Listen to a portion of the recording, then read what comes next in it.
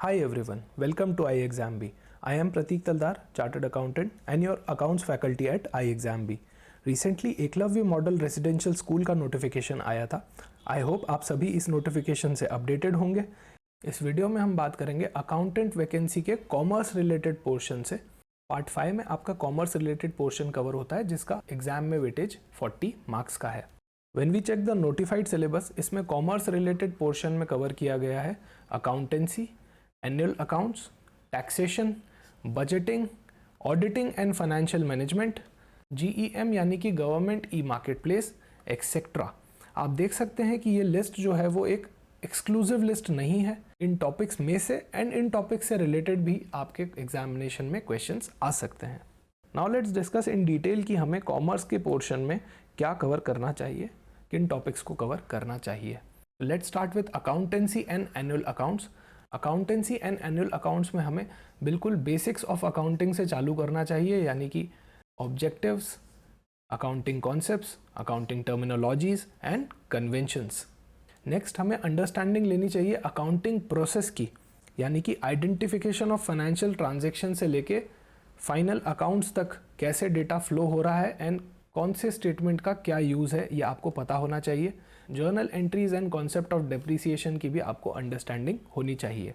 Accounting standard का आपको बस एक ओवरव्यू होना चाहिए. इसे बहुत डिटेल में हमें कवर नहीं करना है, पर एक ओवरव्यू हमें कुछ इंपॉर्टेंट AS जैसे कि revenue recognition, property plant and equipment, inventories, इन सब अकाउंटिंग स्टैंडर्ड्स का एक ओवरव्यू आपको होना चाहिए. And next we have is financial statement of companies.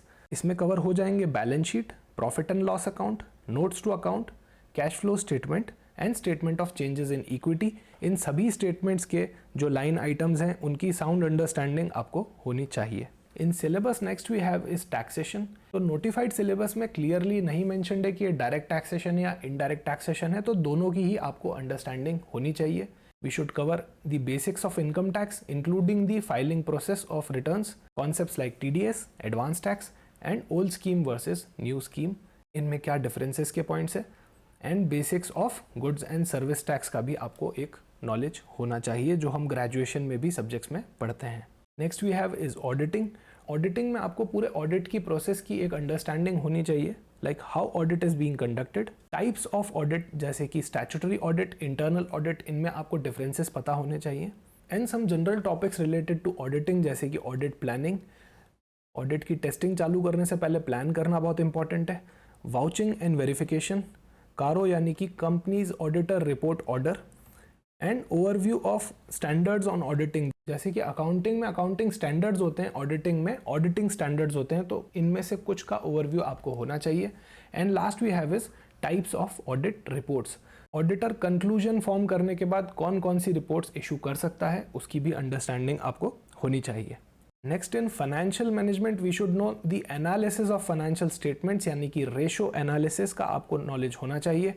Budgeting and budgetary control, ये टॉपिक क्लियरली आपके नोटिफाइड सिलेबस में भी मेंशन्ड है. And some general topics related to financial management like working capital management, cost of capital, types of leverages, break even analysis and GEM यानी कि government e market place. इन सब topics का आपको understanding होना चाहिए. I am again repeating, this is not a exclusive list, but it will be surely covering your syllabus topics and some topics which are related to your syllabus. I would like to highlight that our course for EMRS accountant is available at flat 35% off. You can join and prepare 50% faster. Also, we'll be doing a workshop on this exam in the coming few days to guide you regarding the preparation strategy. If you like this content, hit the like button and do subscribe to our channel. Thank you so much for watching. See you soon.